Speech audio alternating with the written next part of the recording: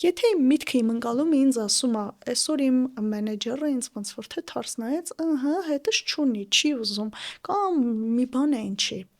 Բնականաբար ես ինձ վատ եմ զգալու։ Ես տխուր եմ լինելու, ագրեսիվ եմ լինելու, շատ զանազան վարքի ձևեր եմ ունենալու։ Եթե իմ միտքը ինձ ասում է, որ ձայնի իրավունք չտվեցին, որովհետև ես այդքան չկամ, թերարժեքության զգացում ա ունենում, ես բավականաչափ լավը չեմ, I am not enough գուդագոճվում, երբ որ ես այդքան էլ հաշտ չեմ իմ հետ ու մի հատ է դրսից հա թրիգեր լինում,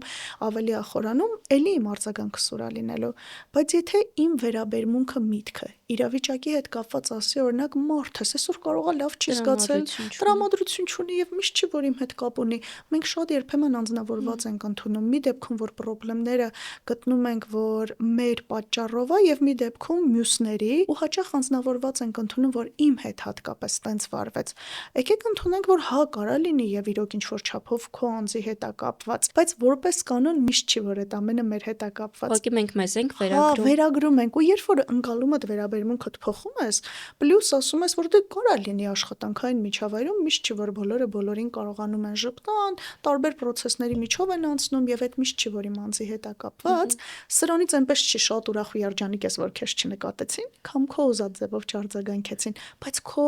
արձագանքը թուլանում է, քո սպառման մակարդակը չակերտավոր թուլանում է։